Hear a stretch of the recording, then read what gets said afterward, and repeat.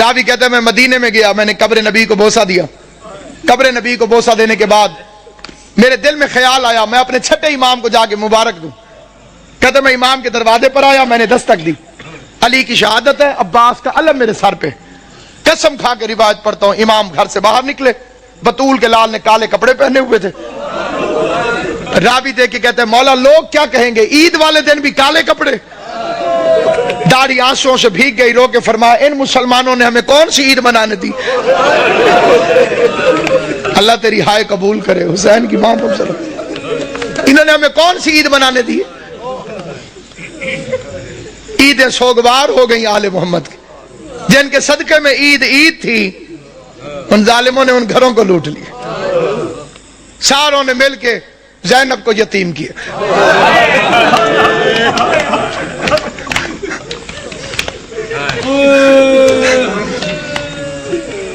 شریف امام.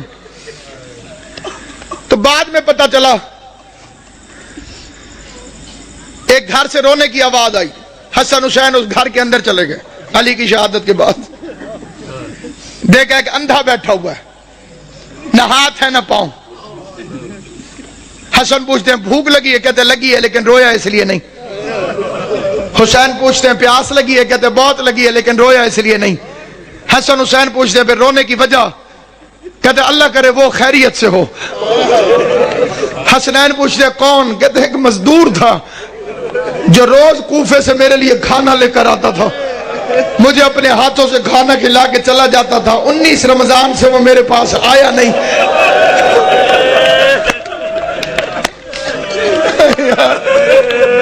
ہائے یا علی, آواز صرف مزدور نہیں, امیر المومنین تھا, ہمارا بابا تھا علی ابن ابی طالب. ہم یتیم ہو گئے, آج کے بعد تجھے حسن کھانا کھلائے گا. رات کے وقت راشن اٹھا کے لوگوں کے گھروں میں پہنچانے والا امیر, بادشاہ دین و دنیا امیر. فخر مجھ پر زکوٰۃ کبھی واجب نہیں ہوئی. علی وہ امام ہے جس پر زکوٰۃ کبھی واجب نہیں. مطلب پتہ, زکوٰۃ اس پر واجب ہوتی ہے جو مال کو جمع کر کے رکھے. جس نے کبھی اپنے پاس مال جمع کر کے رکھا ہی نہ ہو, خدا کی راہ میں خرچ کر دیتا ہو, اس پر زکوٰۃ کہاں سے واجب. جو جانوروں کے لیے بھی وصیت کرے.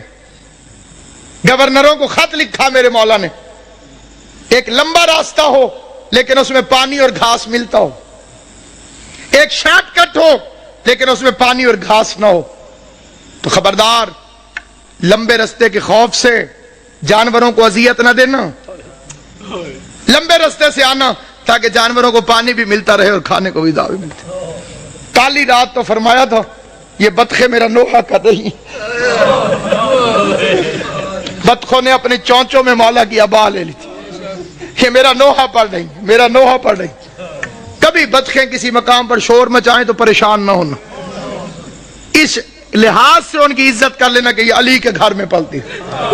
اور اسی طرح شور مچا کے روئی تھی حیدر کرار کے لیے. فرمایا حسن انہیں پانی پلا سکو, کھانا کھلا سکو, دانا چگوا سکو تو رکھنا, ورنہ انہیں آزاد کر دینا.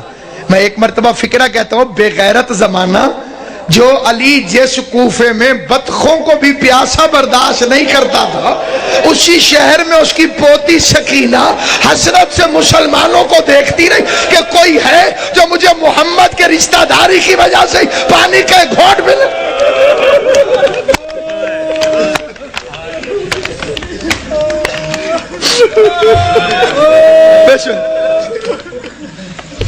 ابھی تو امیر کی بیٹی ہے علی کی بیٹی, امیر کی بیٹی تھی تو اتنے ظلم کیے, پھر اس کوفے میں آئے گی غریب کی بہن بن کر. سننا کہتے ہیں جاتی تو علی کی بیٹی کے پاس قرآن پڑھنے ہو, یہ روتی ہوئی واپس کیوں آتی ہو. کہنے لگی جب سے یہ آخری رمضان شروع ہوا ہے علی کی بیٹی کے درس کے رنگ عجیب ہو گئے ہیں. پہلے قرآن پڑھاتی ہے, درس دینے کے بعد پردے بند کروا کے علی کی بیٹی سر سے چادر اتار کے اپنے بالوں کو کھول دیتی ہے اور آواز دے کے کہتی ہے کوفے کی عورتوں مجھے اس رنگ میں بھی پہچان لو, کہیں ایسا نہ ہو کل زینب تمہاری مہمان بنے تم کو بیوی، ہم نے تو تجھے برقعے میں دیکھا تھا، ہم نے تو تجھے کھلے بالوں سے کبھی دیکھا ہی نہ تھا۔ ایک رات آئی جس میں امیر المومنین نے پردہ کروا دیا، بڑی غربت کی لمبی داستان ہے۔ علی جیسا شریف باپ، زینب جیسی باحیا بیٹی بازار میں لے کے چل پڑا، میرا مولا مشکل کشا۔ زینب یہ کچہری ہے، یہ دارالعمارہ ہے، یہ بازار کناسہ ہے، میں نے پڑھ لیا، تم نے سن لیا۔ زینب کی کمر جھک گئی، رو کے آواز دی، بابا بازار کچہریاں بیٹوں کو دکھائی جاتی، میں تیری بیٹی ہوں، مجھے کیوں دکھاتا ہے؟ آواز ہے، ایک وقت آئے گا میرے بیٹے مارے جائیں گے۔ جزاک اللہ، میرے بیٹے مارے جائیں گے، تجھے درباروں میں آنا ہوگا۔ اگلا واقعہ جسے پڑھنا بڑا ضروری سمجھتا ہوں، میں نے مقتل میں اپنی آنکھوں سے پڑھا ہے۔ حسین کو بلایا اور داڑھی چومنی شروع کر دی۔ حسین عرض کرتے ہیں، بابا میری داڑھی کیوں چومتے؟ فرمایا ایک دفعہ تیرے نانے نے میری داڑھی چومی تھی۔ داران امام مظلوم کہا ایک دفعہ تیرے نانے نے میری داڑھی چومی تھی۔ میں نے پوچھا تھا مولا میری داڑھی کیوں چوم دو؟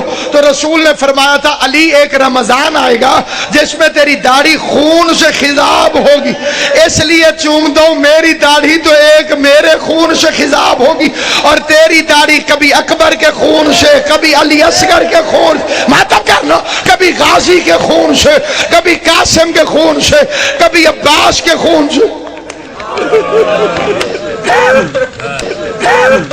اجرکم اللہ جعلکم اللہ من الباقین، مولا میرا اور تمہارا شمار رونے رلانے والوں میں کرے۔ آخری روایت پڑھتا ہوں، لیکن جہاں جہاں تک میری آواز جائے توجہ چاہتا ہوں۔ یہ دوسری رات ہے، علی کے زخمی ہونے کی پہلی رات ہے، لیکن یہ جو کل رات گزر گئی ہے، سارے جانتے ہو کہ یہ روزہ ام کلثوم کے پاس، اپنی شہزادی کے پاس میرے مولا نے افطار فرمایا۔ ایک فکرہ میں دست بستہ کہتا ہوں صاحب دربار کو گواہ بنا کر، میں کسی کی تردید میں نہیں کہتا، کسی کی مخالفت میں نہیں کہتا، کسی کی مخالفت کی میری اوقات نہیں، میں امام حسین کا سب سے چھوٹا ذاکر ہوں، جناب زہرا کا وکیل ہوں، میں کسی کی تردید میں نہیں، پہلے میں کوئی بعد میں مخالفتیں کرتے ہیں لوگ کہ جی ہمیں کہا ہے، کسی کو نہیں کہہ رہا، صرف ایک فکرہ کہہ رہا ہوں، کوشش کیا کرو بیوی ام کلثوم کو علی کی بے اولاد بیٹی نہ کہا کرو، یہ توہین ہے اس گھر کی۔ اس کا نام تھا زینب صغرا اور کنیت تھی ام کلثوم۔ ام کلثوم کا مطلب ہے کلثوم کی ماں۔ کلثوم کی ماں اگر نام ہو تو وہ بے اولاد نہیں ہوتی۔ دو چیزیں سامنے رکھی، دودھ اور نمک۔ علی علیہ السلام نے نمک رکھ لیا، فرمایا دودھ سنبھال کے رکھ، ممکن ہے صبح میرا کوئی مہمان آنے والا،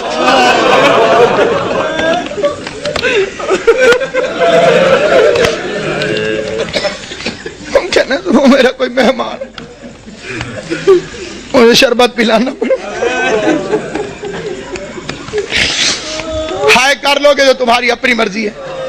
میں بڑا رویا تھا جب میں نے یہ روایت پڑھی تھی، ساری اولاد کھڑی تھی علی کی، جب زخمی ہوا نا میرا مولا ساری اولاد کھڑی تھی، ایک ایک کا چہرہ دیکھتے دیکھتے علی کی نظر عباس پہ رکی، عباس میرے قاتل کو شربت پلاؤ۔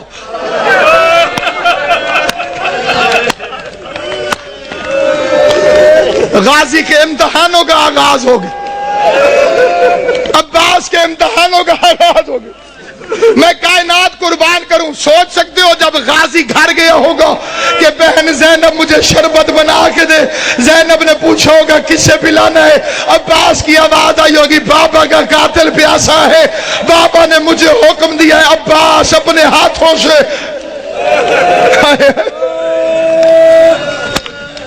ہائے کریم، ہائے کریم۔ کل کی رات کی ایک روایت پڑھتا ہوں، جو کل کی رات گزری ہے جب امن تھا علی کی بیٹیوں کے گھر۔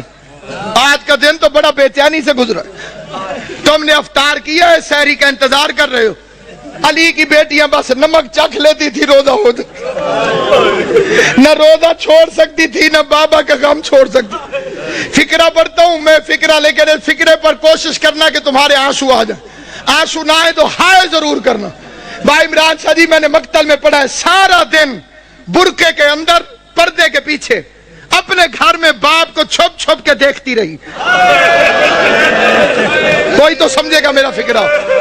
سارا دن بی بی زینب برقعے کے اندر پردے کے پیچھے، گھر کے اندر برقعے کے اندر پردے کے پیچھے، برقعے کے اندر پردے کے پیچھے۔ کبھی کبھی عباس سے پوچھ لیتی تھی بچ تو جائے گا میرا بابا، بچ تو جائے گا۔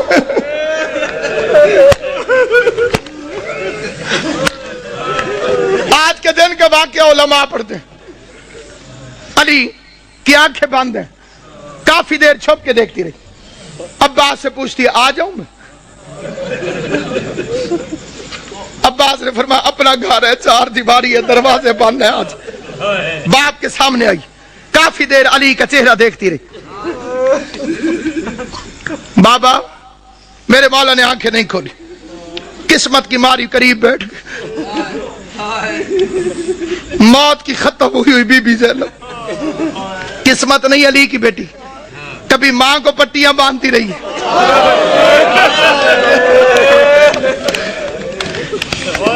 باپ کا زخمی سر میری شہزادی نے اپنی جھولی میں رکھو۔ چہرے کو دیکھ کے ایک فکرہ کا دیکھ کے کہتی ہے بابا ساری زندگی تیری خواہش تھی میں تیرے سامنے آ کے باتیں کروں، بابا میں شرم کے مارے سامنے آ نہیں سکی، بابا پردیس میں مجھے جدائی نظر آ رہی ہے، آنکھیں کھول، میری خواہش ہے مجھ سے کچھ باتیں کر۔ بابا آج میرا دل کرتا ہے آنکھیں کھول، آنکھیں کھول۔ علی نے آنکھیں کھول کے جو فکرہ کہا ہے وہ فکرہ سنو گے، آنکھیں کھول کے کہو میری لائق بچی میری ایک آخری خواہش ہے پوری کرے گی۔ آواز دارین کا والی بابا تو حکم کر، زینب کی جان واری تجھ پر۔ آواز زینب ایک دفعہ مجھے صرف چل کے دکھا دے، تو چلتی کیسے؟ ادھر بی بی زینب نے چلنا شروع کیا۔ آواز حسن حسین بہن کا ہاتھ پکڑو، حسن حسین بہن کا ہاتھ پکڑو، چیخے مار مار کے میرا مولا حیدر کرار رویا۔ علی کے قریب آ کے حسن کہتے بابا چیخے مار کے کیوں روتے ہو؟ آواز روتا اس لیے ہوں جو علی جیسے باپ کے سامنے اپنے گھر کے اندر نہیں چل سکتی۔ 9 لاکھ شرابیوں کے مجمع میں شام کا بازار ہوگا، زینب عالیہ ہاتھوں میں ہتھکڑیاں، بال کھلے ہوئے، اور کائنات ختم کیوں نہ ہو گئی؟ بے غیرت شراب پی رہے تھے، ڈھول بجانے والے ڈھول بجا رہے تھے، آواز آتی تھی تماشا دیکھو حیدر کرار کی بیٹیاں۔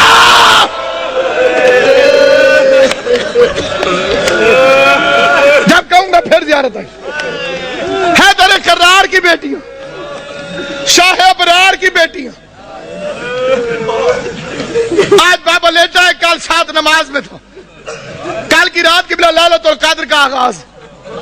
مومنوں کے گھروں میں بڑی عبادت ہوتی ہے تو امیر المومنین کا گھر تھا، جنہیں لیلۃ القدر کی عبادت معلوم ہے، جو اس سے مستفید ہوتے ہیں، ان خوش نصیبوں سے میری التماس سے وہ میری حمایت کریں گے۔ علی کی بیٹیاں قرآن سر پہ رکھ کے بے کہ یا اللہ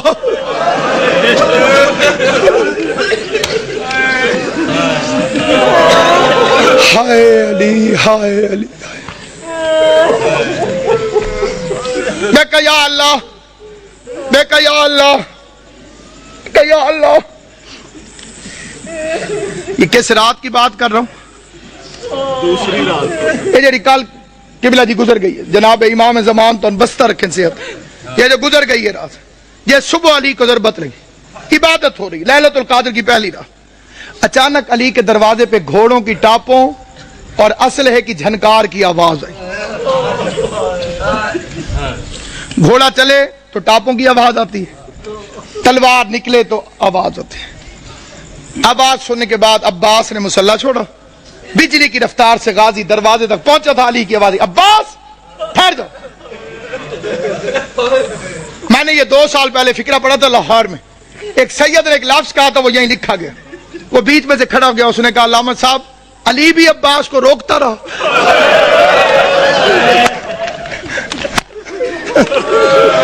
آج رقم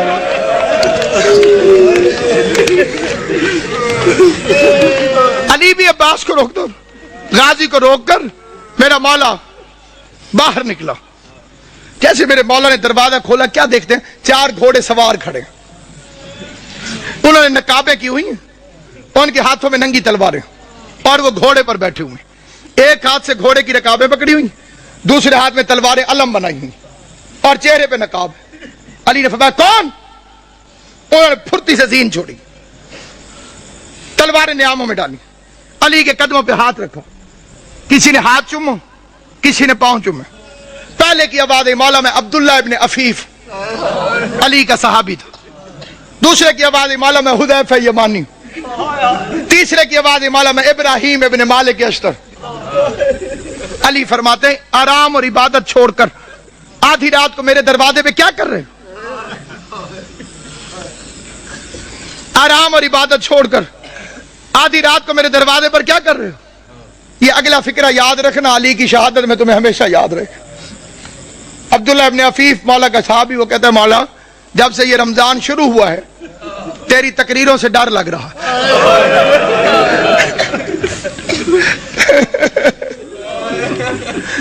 مولا ہم نے پوچھا خضاب کیوں چھوڑ دیا؟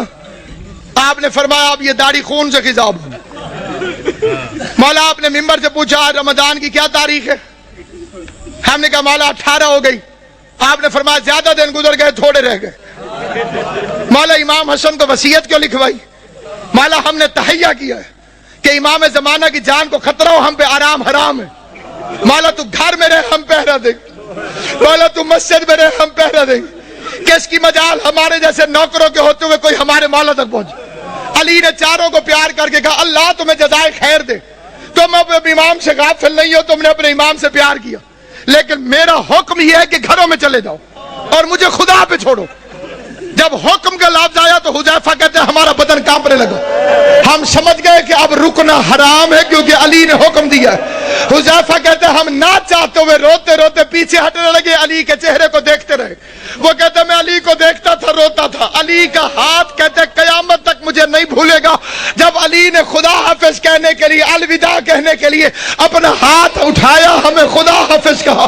حذیفہ کہتا ہے میں اپنے گھر میں آیا, میں نے اپنی تلوار کو زمین پہ پھینکا, میں زمین پر بیٹھ کر پچھاڑے کھا کے رونے لگا. میرے رونے کی آواز سن کر میری بیوی قریب آئی, قریب آ کے کہتی ہے حذیفہ ہوش کر, تو علی کا سپاہی ہے, کیا علی کے سپاہی بھی روتے ہوئے اچھے لگتے ہیں؟ کہتے بیوی روؤں نہ تو کیا کروں, زمانہ دشمن ہے, علی نے وصیت لکھوا دی ہے, میں پہرا دینے گیا تھا, علی نے خدمت قبول نہیں کی, علی نے نوکری قبول نہیں کی, علی نے حکم دیا گھروں کو چلے جاؤ. حذیفہ کہتا ہے روتے روتے میری آنکھ لگ گئی, میں تھوڑی دیر سویا تھا کہ میری بیوی نے میرے کندھے پہ ہاتھ رکھا, جھنجھوڑ کے کہتی حذیفہ جاگ, سن یہ شور کیسا. حذیفہ کہتا اب جو میں نے سنا تو آواز آ رہی تھی قد قتل امیر المومن, لوگوں امیر مارا گیا, زینب و کلثوم یتیم, ماتم علی.